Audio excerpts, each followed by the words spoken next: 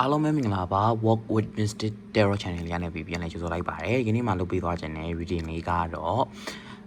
တစ်ဖက်လူကကိုအကြောင်းဘာတွေတွေးနေလဲသူနဲ့ဘာဆက်ဖြစ်မှာလဲပေါ့နော်အဓိကတော့တစ်ဖက်လူနဲ့ပတ်သက်ပြီးတော့ကိုနဲ့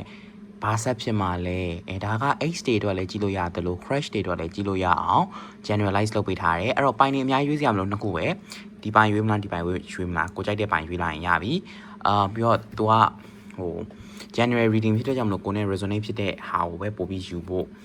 ကိုအကြံပေးခြင်းနဲ့ okay အဲ့ဒါဆိုရင်ကျွန်တော်တို့စရအောင်ဒီကောင်လေးအရင်စမယ်ပေါ့နော်အဲ့တော့ဒီလက်ရှိပိုင်လေးကိုကြည့်နေကြတဲ့လူတွေထဲမှာ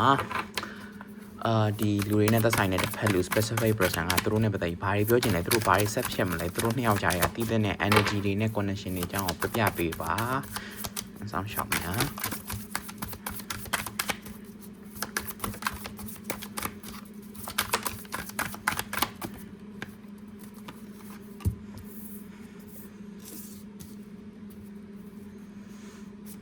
နှစ်ကက်လောက်ထပ်ယူခြင်းလေလိုမထပ်ပြီးဆွဲကြမယ်ပေါ့နော်အဲ့တော့ရတဲ့ကက်ကလေးကြည့်ကြရအောင် The Devil အဖွန်လေးကတော့လှသွားပြီ Empress Nice of Pentacle Queen of Swords Four of Swords နဲ့ Five of Swords ဒါတွေအများကြီးပဲ Congratulations Okay အဲ့တော့ဒီမှာဒီပိုင်လေးကိုရွေးတဲ့လူတွေအတွက်ကိုဘာကိုခံစားမိလဲဆိုတော့အရင်ဆုံးသူနဲ့ကိုနဲ့ခြားထဲမှာ third party အနှောက်ယှက် third party ရှိရပေါ့နော်အနှောက်ယှက်လို့တော့ဘလိုမျိုးကြီးthird party ရှိရလို့ပဲပြောချင်တယ် third party အနှောက်ယှက်လို့မပြောချင်ဘူးအဲ့ဒါကတော့သိရမလား similar same but different meaning တခုပေါ့နော်ဥပမာသူနဲ့ကိုနဲ့ခြားထဲမှာကthird party ရှိနေတဲ့အတွက်ကြောင့်မလို့ရှေ့ဖြစ်ဆက်တင်လောက်ဆက်လို့မရတာမျိုးကြမ်းကြာနေရမျိုးဆိုတဲ့ပုံစံမျိုးကိုတွေ့ရတယ်ဒီ connection က third party ကြောင့်မလို့ရောက်တဲ့နေရာမရောက်ရဘူးကြမ်းကြာနေရဆိုတဲ့ပုံစံမျိုးကိုတွေ့ရတယ်အမျိုးသမီးတစ်ယောက်ရဲ့ influence တစ်ခုကိုတွေ့မြင်နေရတယ်တစ်ဖက်လူဒီနှစ်ယောက်ကြားမှာရွေးချယ်နေရတယ်ဆိုတဲ့ပုံစံမျိုးကိုတွေ့ရတယ်ဒီမှာသူကအလဲမှာမင်းသားအလဲမှာဒီဘက်ကလူကိုရွေးမလားဒီဘက်ကလူကိုရွေးမလားသူနှစ်ယောက်ကြားထဲမှာရွေးချယ်နေရတယ်ဆိုတဲ့ပုံစံမျိုးကိုတွေ့ရတယ်ဒီမှာရွေးချယ်တဲ့ဆဲမှာ zodiac sign အနေနဲ့ဆိုရင် Taurus energy ကိုတွေ့ရတယ် Capricorn energy ကိုလည်းတွေ့ရတယ်လို့တစ်ဖက်က air sign တွေဖြစ်တဲ့ Aquarius energy ကိုလည်းသွားပြီးတွေ့ရတယ်ပေါ့နော်ဒါကတော့ main energy mostly ကတော့အဲ့ planet တွေကကိုယ့်ရဲ့ sun sign ရဲ့ moon sign ရဲ့ rising မှာအဓိကပါတဲ့ energy ကိုသွားပြီးတွေ့ရတယ် sun moon အကုန်လုံး Venus တွေပါရတော့မပြောတော့ဒီ၃ခုပဲ sun ရဲ့ rising ရဲ့ကပို့ပြီးအဓိကကြလိမ့်မယ် moon နောက်မှာအလောက်မပါဘူးဆိုတဲ့ပုံစံမျိုးကိုတွေ့ရတယ်တစ်ဖက်လူကလေကိုနဲ့ပတ်သက်ပြီးတော့လဲ तू ကလက်ရှိချိန်မှာဘာဖြစ်နေလဲဆိုသူခံစားချက်ကိုရွေးရမလား logic ကိုရွေးရမလားဥပမာကိုရွေးရမလားတခြားလူကိုရွေးရမလားဆိုတဲ့ဟာမှာတယောက်ကို तू ကတကယ်ချစ်တယ်တယောက်ကိုကပို့ပြီးတော့ logical ကြောင့်ရွေးထားတယ်ဆိုတဲ့ပုံစံမျိုးကိုတွေ့ရတယ်ဥပမာဘယ်လိုပြပြရမလဲထားပါတော့ကိုကြတော့စိတ်ချစ်တော်ညားလဲသူကနောက်လူကိုလည်းရွေး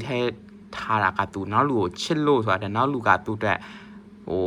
logical မှာသူ့အနေနဲ့ပို့ပြီးတော့အဆင်ပြေနေရယ်သူ့အတွက်ပို့ပြီးတော့ခံစားချက်ကောင်းနေဆိုတဲ့ဟာမျိုးကိုတွေ့ရလို့ရွေးချယ်ထားရဲဆိုတဲ့ပုံစံမျိုးကိုတွေ့ရတယ်ဘေးအဲကြောင့်မလို့သူကိုယ်တိုင်လည်းဒီမှာစိတ်အနှောက်အယှက်ဖြစ်နေရဘာလို့လောက်ကြရမလဲမသိဘဲနဲ့သူ့ဘာသာသူတောင်မှ so desperate เนาะအဲ့တော့ desperate ဖြစ်နေရဆိုတဲ့ပုံစံမျိုးကိုတွေ့ရတယ်နောက်တစ်ခုကဘာလဲဆိုတော့ तू ကနှလုံးသားလေးကဒီ connection ကိုကြည့်ရလူတွေထဲမှာ H တွေပါနေတက်တယ်နဲ့တူတယ် तू ကလေနည်းနည်းနာကျင်နေတော့ဘယ်လိုပြပြမလဲအတိတ်ကတန်ရာတွေဟိုတချင်းတစ်ခုနားထဲမှာ channel message နဲ့ကြားလာတယ်ကြားဘူးလားတော့မသိဘူးခုထိငါတန်ရာတွေရင်းထဲမှာမကြက်သေးဘူးဆိုတဲ့ဟာကွာတိလားအဲ့တော့သူ့ရဲ့တန်ရာတွေကခုလက်ရှိရင်းထဲမှာမကြက်သေးဘူးဆိုတဲ့ပုံစံမျိုးတွေ့တယ်အခုမှဖာနေတော့ပေါ့ကွယ်နှလုံးသားလေးကိုအဲ့မှာအချီကျိုးလေးနဲ့ဖာနေတော့ကိုတွေ့ရတယ်တချို့ဒီပိုင်လေးနဲ့တစ်ဖက်လူနဲ့ခြားထဲမှာက soulmateအဲ့လိုမျိုးကြီးတော့မပြောချင်ပေမဲ့ red string theory ဆိုတာကတော့တရုတ်တည်းရဲ့ယူဆက soulmate theory လို့လည်းယူဆရတယ်ပေါ့နော်အဲ့လိုမျိုး energy လေးတစ်ခုတော့ရှိနေကြတယ်အဲ့တော့ soulmate တိုင်းညားမှာလားဆိုရင်တော့မညားပါဘူး soulmate တိုင်းလည်းညားမယ်လို့လည်းမပြောပါဘူး soulmate connection ရှိတယ်ဆိုတာကသူနဲ့ကိုယ်နဲ့ကပြတ်သွားရင်တောင်တငယ်ချင်းမိတ်ဆွေခေါင်းအနေနဲ့တခြားကိစ္စတွေမပါဘဲနဲ့ as a friends just as a friend တငယ်ချင်းတယောက်အနေနဲ့တငယ်ချင်းကောင်းမိတ်ဆွေကောင်းအနေနဲ့ရှိခဲ့တယ်သူနဲ့ကိုယ်နဲ့တွဲတဲ့အချိန်မှာလေကိုယ့်အတွက်ကောင်းတဲ့ဟာတွေဖြစ်ထွန်းတယ်လို့သူ့ဘဝအတွက်လည်းကောင်းတဲ့ဟာတွေဖြစ်ထွန်းခဲ့တယ်ဆိုတော့ကောင်းမွန်တဲ့ဆက်ဆံရေးတစ်ခုကိုရရှိနိုင်တဲ့ soulmate connection တစ်ခုကိုရှိနေခဲ့တယ်အဲ့တော့ Pepper ဒီရဲ့ influence တွေပါနေတယ်ပေါ့နော်ဒါကြောင့်မလို့ဒီ connection ကရှေ့ဆက်တဲ့လောက်ဆက်လို့မရဘူးဆိုတဲ့ပုံစံမျိုးကိုတွေ့ရတယ်အဲ့တော့ logical ကြတဲ့ဆုံးဖြတ်ချက်တွေချနိုင်ကြပါစေလို့ပဲပြောချင်ပါတယ် third party ရှိတဲ့ဖြစ်တဲ့ကြောင့်မလို့သူနဲ့ကိုယ်နဲ့ကလက်ရှိမှာ third party ရှိနေတယ်အဲ့တော့ single လေးတွေအနေနဲ့ဆိုရင်တော့လဲ wait and see x day အနေနဲ့ဆိုလဲ wait and see ဆိုတဲ့ပုံစံမျိုးကိုပဲတွေ့ရတယ်ဘာမှလုပ်စရာမလိုစောင့်ကြည့်အောင်ပဲဆိုတဲ့ပုံစံမျိုးကိုပဲတွေ့ရတယ်နောက်တစ်ခုက तू ကလေစီးတွေဘာတွေခြားထားတယ်ဆိုတဲ့ပုံစံမျိုးကိုလည်းတွေ့ရတယ်စီးတွေဘာတွေခြားထားတယ်ဆိုတာတနည်းအားဖြင့်တော့တပ်ပတ်တီရှိနေလို့စီးခြားထားတာပေါ့နော်အဲ့တော့သူနဲ့ကိုယ်နဲ့ပြန်ပြီးအဆင်ပြေနိုင်အောင်မလားဆိုတဲ့ additional information လေးနည်းနည်းလောက်ဆက်စုကြည့်ကြရအောင်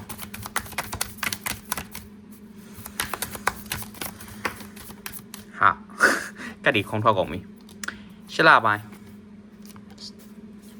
ဟာ interesting okay sure အဆင်ပြေမှာပေါ့အဆင်ပြေဖို့ရှိရယ်လက်ရှိချိန်ကနေစပြီး8လတချို့လူတွေကဒီ August မှာအဆင်ပြေနိုင်တယ်တချို့လူတွေကနှစ်ကုန် August နဲ့နှစ်ကုန်နောက်တစ်ခုကအခုချိန်ကနေစပြီး8လပေါင်းဆိုအခု9လကိုနောက်ထပ်8ကနန်းထပ်ပြီးပေါင်းအဲ့တော့9လကို8ပေါင်းတော့နောက်ထပ်13လဆိုတော့ဟုတ်ပါဘူးဘယ်လိုပြောရမလဲအခု9လနဲ့နောက်ထပ်8လပေါင်းလိုက်ကွယ်အဲ့လိုမျိုး8လပေါင်းပြီးတော့ဖြစ်တဲ့လမှာလဲတင်ချာကောင်းတဲ့မှာလုံးမလို့လို့ sorry အခုသိရမလားအခုကမေလကုန်ပြီဆိုတော့မေထားပါတော့ June July August September October November December January maybe like January မှာပြန်ဖြစ်နိုင်တယ်အဲ့လိုမျိုး8လကိုပြောချင်တာအဲ့လိုမျိုးလည်းဖြစ်နိုင်တယ်အဲ့တော့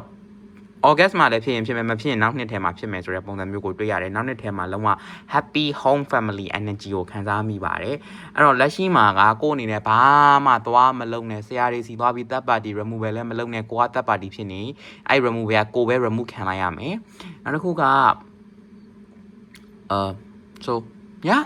တခြားဟာတော့ပြောပြရမရှိဘူးသူ့အတွက်မကောင်းတဲ့ဆက်ဆံရေးတွေပြီးဆုံးသွားလိမ့်မယ်ကိုသူ့အတွက်မကောင်းတဲ့ဆက်ဆံရေးတွေပြီးဆုံးသွားလိမ့်မယ်ကောင်းတဲ့ဆက်ဆံရေးအသစ်တစ်ပံဆလာလိုက်မယ်အဲ့တော့ဘယ်ဘက်ကဘသူပြီးဆုံးမလဲဆိုတော့ကျွန်တော်တို့ကအချိန်ကိုပဲစောင့်ပြီးကြည့်ရမယ်ဆိုတဲ့ပုံစံမျိုးကိုတွေ့ရတယ်ရတရားလှုပ်ရှင်တဲ့လူတွေအတွက်အကောင်းဆုံးရတရားပေးလိုက်မယ်မေတ္တာပို့ဖို့ကိုဒီမှာပတ်ဆက်တိုက်တွန်းထားတဲ့ကတ်ကတော့မေတ္တာပို့ဖို့ကိုပြောထားတယ်မေတ္တာပို့တဲ့နေရာမှာမေတ္တာတုတ်ကလေးရွတ်ပြီးတော့ရွတ်တဲ့အခါမှာလေသူ့ကိုကလိုချင်လို့တဏှာယာမဒီတဏှာဆိုတာကလောဘတို့တင်မလားတဏှာတို့နဲ့ရွတ်လို့မရဘူးပိုင်ဆိုင်ခြင်းနဲ့စိတ်နဲ့မရွတ်ဖဲနဲ့ဒီလူကထားပါတော့နောက်တစ်ခုကဒီလူကသူ့ရဲ့နာမည်မှာအတို့ရတို့အဲ့လိုမျိုးတွေပါတယ်အာရမအဲ့လိုမျိုးတွေပါတယ်ဥပမာပြောပြရနော်ဥပမာဒီလူလို့မပြောသူရအဲ့လိုမျိုးစသဖြင့်အဲ့လိုမျိုးနာမည်တွေပါနေတတ်တယ်ဆိုတဲ့ဟာမျိုးလည်းပြရတယ်ဒါတော့ကိုယ်နဲ့ energy ကိုက်တဲ့လူကတော့နာမည်မှန်လိမ့်မယ် energy မကိုက်ရင်တော့လည်း is fine ဘာမှမဖြစ်ဘူးအဲ့လောက်ကြီးထိအကုန်လုံးတော့မှန်နိုင်ဘူးပြီးတော့မေတ္တာတုတ်ရွတ်တဲ့အခါမှာဆွမ်းနာမေတ္တာတုတ်ရွတ်တဲ့ဇလံကိုပြောသွားမယ်ဆိုရင်တဏှာယာကမပါဘဲနဲ့ရွတ်ဖတ်ပူဇော်ပြီးတော့သူ့ရဲ့အဆောင်တွေကိုကိုစားသိရမလားမေတ္တာပို့ပြီးချမ်းသာပါစေချမ်းသာပါစေဆိုပြီးမေတ္တာလေးပို့ပြီးတိုင်းသူနဲ့ကိုယ်နဲ့နီးစပ်အောင်ဖောက်ရှောက်ပေးပါကူညီပေးပါဘာညာပေါ့လူမဆွမ်းတော့ net တွေကိုသွားပြီးဘူကတ်လိုက်ကြတော့အဲ့ဒါဆိုရင်တော့အဆင်ပြေဆိုတဲ့ပုံစံမျိုးလေးတွေ့ရပါတယ်ပိုင်ဝမ်းလေးတွေဖြစ်ပါတယ်ကျေးဇူးအများကြီးတင်ပါတယ် personal reading မေးချင်တယ်ဆိုရင်တော့ကျွန်တော်ရဲ့ Facebook Messenger Telegram လေးမှာလာပြီးမေးလို့ရပါတယ်ကျွန်တော်အောက်မှာ link လေးချထားပေးပါမယ်အားလုံးကိုကျေးဇူးတင်ပါတယ်ဆက်ဆက်ရအဆင်ပြေပါစေအဲ့တော့ကျွန်တော်တို့ပိုင်တူးလေးတွေဆက်သွားပါမယ်ပိုင်တူးလေးတွေအားလုံးပဲမင်္ဂလာပါဒီဘက်ကပိုင်လေးကိုရွေးတဲ့ပိုင်တူးလေးတွေအကုန်လုံးပဲမင်္ဂလာပါအဲ့တော့ပိုင်တူးလေးတွေနဲ့တစ်ဖက်ပိုင်တူးလေးတွေရဲ့စိတ်ထဲမှာရှိတဲ့လူတွေနဲ့ဘာဆက်ဖြစ်မှာလဲကြည့်ကြရအောင်သူကဘာပြောချင်လဲသူတို့ရဲ့မှာဘာတွေရှိနေလဲဘာဆက်ဖြစ်မှာလဲကြည့်ကြရအောင်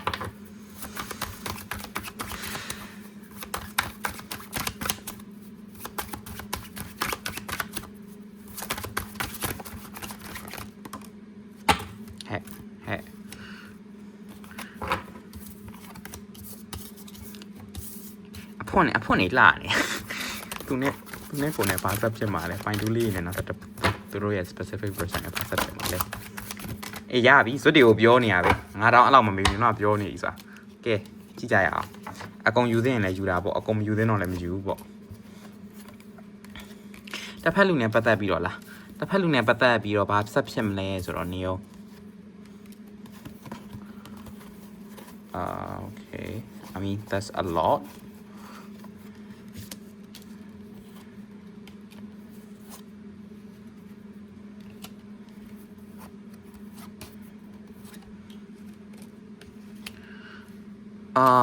တစ်ဖက်လူနဲ့ပတ်သက်ပြီးဘာဆက်ဖြစ်မှာလဲဆိုပြီးတော့ကြည့်တဲ့အခါမှာသူနဲ့ကိုနဲ့ကြားထဲမှာလေဒီကက်ကလေးတွေကိုပြီးတော့မှယူမယ်နော်သူနဲ့ကိုနဲ့ကြားထဲမှာလက်ရှိမှာမရှင်းနေဖြစ်နေတယ်ဒါပထမဆုံး energy ပဲမရှင်းဘူးဘာမှလဲမသိဘူးရှေ့ဆက်သွားမလို့နောက်ဆက်သွားမလို့မရှင်း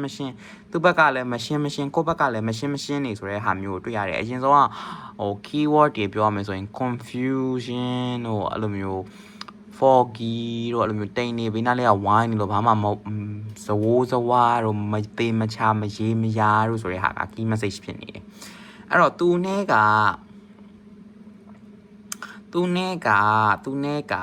ဒီပိုင်ထဲမှာအကယ်လို့ X ကိုရည်ရွယ်ပြီးကြည့်နေရဆိုရယ်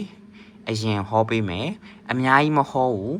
တခွန်းပဲပြောမယ် move on လိုက်တော့ရပြီဘာမှမလုပ်နဲ့တော့ X ကိုပြန်နေတဲ့လူတွေမဆောင်နေတော့ move on လိုက်တော့ move on တင်နေဆိုတဲ့ထဲမှာပါတယ်နောက်တစ်ခုကအဲ့ဒါက X သမားတွေပြီးပြီဆိုရင်အဲ့ဆက်ဆံရေးကပြီးဆုံးသွားပြီဆိုတဲ့ဟာမျိုးကိုတွေ့ရတယ်ဒီမှာကအဓိကကကိုနောက်ွယ်မှာ behind the scene မှာဖြစ်ပျက်နေတဲ့ဟာတွေလည်းကိုမသိတဲ့ဟာတွေလည်းအများကြီးရှိတယ်ဆိုတဲ့ပုံစံမျိုးကိုတွေ့ရတဲ့အတွက်ကြောင့်မလို့ဒီဆက်ဆံရေးကိုတော့လွှတ်ချလိုက်တော့ဆိုတဲ့ပုံစံမျိုးကိုတွေ့ရတယ်ရှေ့မှာ long term potential ရှိမနေဘူးတဲ့အဲ့တော့ကိုပဲဒီလူနဲ့ဆက်သွယ်ရင်ကိုပဲပင်ပန်းမယ်ဆိုတဲ့ပုံစံမျိုးလေးကိုပဲတွေ့ရတယ်နောက်တစ်ခုကအချစ်တဲ့ရှာနေတဲ့လူများခင်ဗျာချစ်တဲ့ရှာနေတဲ့လူများချစ်တဲ့မသားခင်မှာဝန်လာတက်တယ်ဆိုတဲ့ပုံစံမျိုးကိုတွေ့တော့ညာလဲမလောဖို့ကိုစားပြုထားပါတယ်ကိုအတွက်တကယ်ကိုကောင်းမွန်တဲ့ဖူးစာပဲတော့မဟုတ်ပါမယ်ကောင်းမွန်တဲ့လူတစ်ယောက်ကိုတွေးဖို့ရှိတော်ညာလဲမလောဖို့ကိုမလောဖို့ကိုခဏမှားထားပါတယ်နောက်ထပ်ဝင်လာမယ့်လူကကိုယ့်ထက်အသက်ကြီးပြီးတော့ logical ကြပြီးတော့လှုပ်ဆောင်တတ်ပြီးတော့ဦးဆောင်နိုင်တဲ့ skill တွေရှိတဲ့လူကိုတော့တွေ့ရပါတယ်လို့ပြောထားပါတယ်သူနဲ့က social media တွေတငယ်ချင်း connection တွေကနေပြီးတော့ဝင်ရောက်လာတတ်တယ်ဆိုတဲ့ပုံစံမျိုးကိုလည်းတွေ့ရပါတယ်နောက်ပြီးတော့ဘာတွေကိုထပ်ပြီးပြောထားသေးလဲဆိုတော့သူနဲ့ကိုနဲ့တွေ့တဲ့အချိန်မှာလေရွေးချယ်ရတတ်တယ်ဆိုတာ this or that ဒီတယောက်နဲ့တွေ့မှာလားဟိုတယောက်နဲ့တွေ့မှာလားငါးနှကောင်ဖမ်းရတာမျိုးငါးနှကောင်ဖမ်းရတယ်ဆိုလို့အဲ့မှာရော့အဲ့ကဲတိုင်းမှာငါးနှကောင်ဖမ်းနေရတာမျိုး maybe ကိုမဖမ်းမိမဲ့သူဖမ်းနေရဒါမှမဟုတ်ကိုကငါးနှကောင်နေရကိုကငါးတစ်ကောင်လားဒါမှမဟုတ်ကိုကအပေါ်ကစစ်သူကြီးဒီမှာဆိုရင်ဒီစစ်သူကြီးလားဒါမှမဟုတ်ကိုကငါးနှကောင်နေရတစ်ကောင်လားတော့ကိုရဲ့အချင်းတွေလက်တွေ့မြေပြင်ပေါ်အချင်းတွေကိုသုံးသပ်ပြီးတော့ကြည့်ဖို့လိုအပ်တယ်ဆိုတဲ့ပုံစံမျိုးကိုတွေ့ရတယ်အဲ့တော့မကြခင်မှာစောင့်မျှော်နေတဲ့လူစီကနေပြီးတော့အဆက်အသွယ်ရလာတတ်တယ်ဆိုတဲ့ပုံစံမျိုးကိုလည်းတွေ့ရတယ်ဒီချိန်မှာ positive affirmation တွေရွေးချယ်ရတဲ့ခြေချင်းတွေကကိုယ့်အတွက်ကောင်းမွန်တဲ့ result တွေကိုထပ်ပေါ်လာစေတယ်ဆိုတဲ့ပုံစံမျိုးကိုလည်းတွေ့ရတယ် manifestation လုပ်တယ်ဆိုရင်တော့အကောင်းဆုံးအချိန်ကာလတစ်ခုလို့တော့ပြောချင်ပါတယ်နောက်ပြီးတော့ကိုမထင်ထားလိုက်တဲ့အပြောင်းလဲတွေကပြောင်းလဲလာပြီးတော့တဲ့မထင်ထားတဲ့အပြောင်းလဲတွေကပြောင်းလဲလာပြီးတော့တာယာပျော်ရွှင်ကောင်းမွန်တဲ့တစ်ခုကိုရဖို့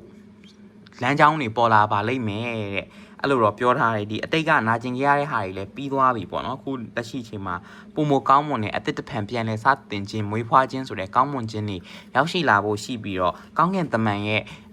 ကောင်းကြီးပေးခြင်းကိုခံရတတ်တယ်ဆိုတဲ့ပုံစံမျိုးကိုတွေ့ရတယ်ဒါပေမဲ့လက်ရှိမှာအဲ့လူဒီဒါ single တွေနဲ့ crush တွေနဲ့ဆိုရင်တော့မှလက်ရှိလူကကိုယ့်အတွက်မကောင်းပင်မဲ့အသေးဝင်လာတဲ့လူကတော့ကိုယ့်အတွက်ကောင်းပါလိမ့်မယ်အသက်ဝင်လာတဲ့လူကတော့ကိုယ့်အတွက်ကောင်းပါလိမ့်မယ်ဆိုတဲ့ပုံစံမျိုးကိုတွေ့ရတယ်လောင်ထန်သွားလို့ရတဲ့ connection တွေမျိုးလုံးထဲမှာလာမြင်နေတယ်အဲ့တော့ဒီပိုင်ရဲ့လူအ ਨੇ စုเนาะအများစုမဟုတ်ဘူးအ ਨੇ စုက soulmate connection တွေနဲ့တွားပြီးတွေ့တော့မယ်အဲ့ soulmate connection တွေကကိုယ့်ရဲ့ energy fees တဲ့ပတ်ဝန်းကျင်တွေကိုဝင်လာဖို့အတွက်ဝဲလဲလဲဖြစ်နေပြီဆိုတဲ့ဟာမျိုးကိုထပ်ပြီးပြောထားရတယ်။နောက်ပါမြင်ရသေးလဲဆိုတော့ဒီချိန်မှာလုံရင်လုံတလောက်ရမယ်ဆိုတဲ့အထက်မှာပါတယ်ပေါ့နော်။လုံရင်လုံတလောက်ဆိုတာကကိုယ်အနေနဲ့ manifestation တွေဒီ dream partner manifestation blah blah blah အဲ့ဒါတွေလုပ်ဖို့ right person manifestation ကိုလိုချင်တဲ့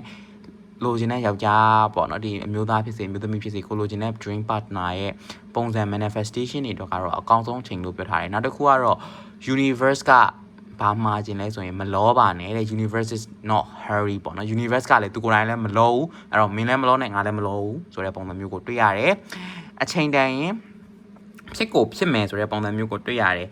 ကိုမမျော်လင့်ထားပဲနဲ့အဆက်အသွယ်တွေရလာတတ်တာမျိုးဥမာထားပါတော့အဲ့လူနဲ့ကိုနဲ့ကလေ line ပေါ်ကတွေ့တာမျိုးလည်းဖြစ်နိုင်တယ်အဆောနာပြောသလို social media နဲ့တွေ့ရတယ်လို့ social gathering ကတွေ့ရလည်းဖြစ်နိုင်တယ်တငယ်ချင်းတွေနဲ့ဖြစ်နိုင်တယ် dating app နဲ့တငယ်ချင်းတွေ society တွေက main key အနေနဲ့ပြထားပါတယ် it could be like friends of friends ပေါ့ကွယ်တငယ်ချင်းတွေတငယ်ချင်းတွေကနေတဆင့်ဖြစ်သွားတာမျိုးလည်းတွေ့ရတယ်ဒီပိုင်လေးက more like single လေးတွေအတွက်ပိုပြီးကောင်းနေဆိုတဲ့ပုံစံမျိုးကိုတွေ့ရတယ်အဲ့လူရဲ့ feature တွေကလေအဲ့နောက်ဝင်လာမဲ့လူပေါ့နော်အဲ့ကျွန်တော်ပြောတဲ့နောက်ဝင်လာရဲ့ feature တွေက jawline define ဖြစ်တာမျိုးအဲ့လိုမျိုးသူ့မှာ sharp feature တွေရှိရကွာတကူဆို define ဖြစ်နေတာမျိုးဆိုရဲအဲ့လိုမျိုး sharp ဖြစ်တဲ့ feature တွေရှိတယ်လို့ပြောတယ်နောက်တစ်ခုကဘာပြောလဲဆိုရင်မျက်မှန်တက်တယ်မျက်မှန်ရှိတတ်တယ်မျက်မှန်တက်ထားတတ်တဲ့လူဖြစ်တတ်တယ်ဒါကတော့အကုန်လုံးနဲ့ကိုက်ညီမဲ့လူတော့မဆိုလို့ပေါ့နော်မျက်မှန်တက်တာမျိုးမျက်မှန်ရှိရလူမျိုး maybe like မျက်ကမှန်တိုင်းတော့မှစာဖတ်ရင်မျက်မှန်တက်တာမျိုးကိုသွားပြီးတော့မြင်ရတယ်နောက်ဘာမြင်ရသေးလဲဆိုရင်သူက body က fit ဖြစ်တဲ့ထဲမှာပါတယ်မပိန်လုံးမဝလုံးအလဲလက်ထဲမှာပါတယ်လို့ပြောတယ်နောက်ပြီးတော့အသားရည်ကတော့ပေါ့နော်ပမာအသားရည်တွေဆိုရင်တော့ပမာအယောင်ပဲအညိုရောင်ပဲ skin type ကအရင်လည်းမဖြူအရင်လည်းမညိုရွှေရောင်ပန်းတဲ့ထဲမှာတော့ပါတယ်ဒါပေမဲ့ကိုကနိုင်ငံခြားသားကိုပဲကြိုက်တဲ့လူမျိုးနိုင်ငံခြားသားကိုပဲစောင့်နေတဲ့လူဆိုရင်တော့ is a different story အသားရည်ကတော့အလောက်ကြီးတူညီနိုင်မှာမဟုတ်ဘူးဆိုတဲ့ပုံစံမျိုးကိုတွေ့ရတယ်အဲ့လောက်ပဲမြင်ရတယ်တခြားထွေထွေထူးထူးတော့ဒီလူနဲ့ပတ်သက်ပြီးတော့မမြင်ရဘူးကိုနဲ့ resonate ဖြစ်တဲ့ energy ပါရင်တော့လေကိုနဲ့တိုက်တဲ့ feature တွေထဲမှာပါတယ်ပါနိုင်တဲ့ယူနိုင်နေဆိုတဲ့ဘက်မှာတော့ပါတယ်ပေါ့နော်ပြီးတော့ဗာပြောချင်လဲဆိုတော့အခုလက်ရှိချိန်မှာကိုယ်အနေနဲ့ခိုးရှို့တာပေးခံရတာမျိုး ghost လုပ်ခံရတာမျိုးတွေကြုံတွေ့ရတတ်တယ်ဆိုတဲ့ပုံစံမျိုးကိုတွေ့ရတယ်တေချာတယ်2ယောက်ဝင်လာရင်လာမလာရင်အဲ့မှာ9နှစ်ကောင်တွေက1ယောက်နဲ့9နှစ်ကောင်တွေကကိုကရှင်ရွေးခံနေရရင်ခံရမခံရရင်ကိုကပြန်ရွေးရပဲအဲ့လိုတော့အဲ့ဒါတော့ I'm pretty sure about it so အဲ့လိုတော့ရှိပါတယ်ဒါကတော့ပိုင်တူးလေးရဲ့ reading ဖြစ်ပါတယ်အော်တစ်ဖက်လူရဲ့ zodiac sign ကလေ air sign fire sign Sagittarius Gemini Libra အဲ့ဒါတွေကို Aquarius အဲ့ဒါတွေကိုမြင်နေရတယ်အဲ့တော့အော်ပြီးတော့ Cancer လဲပါတယ် Cancer လဲပါတယ်ဆိုတဲ့ပုံစံမျိုးကိုတွေ့ရတယ်တခြား dominant ဖြစ်တဲ့ sign တွေကတော့အဲ့ sign တွေဖြစ်တယ်ပေါ့နော်ပြီးတော့နောက်တစ်ခုကသူနဲ့အစင်ပြေပိုးကတော့လူရွေးမှန်เนาะအဆင်ပြေမယ်ပေါ့เนาะဒါကတော့ကိုယ့်ရဲ့ choice ဖြစ်သွားပြီကန်နဲ့မဆိုင်တော့ဆိုပြီးပြောထားတယ်ဒါတော့ပိုင်တူးလေးတွေအတွက်ပဲဖြစ်ပါတယ်ပိုင်တူးလေးအနေနဲ့တိုင်း reading လေးကိုကြိုက်နေတတ်မယ်လို့မျှော်လင့်ပါတယ်အားလုံးပဲဆက်ဆက်ရရအဆင်ပြေကြပါစေခင်ဗျာကျေးဇူးအများကြီးတင်ပါတယ် personal reading ပေးချင်တယ်ဆိုတော့ကျွန်တော်ရဲ့ Facebook Messenger page ကိုလာရောက်ပြီးတော့မေးမြန်းလို့ရပါတယ်လို့ပြောရင်းနဲ့ဒီ video လေးကိုဒီမှာပဲအဆုံးသတ်လိုက်ပါမယ်ကျေးဇူးပါ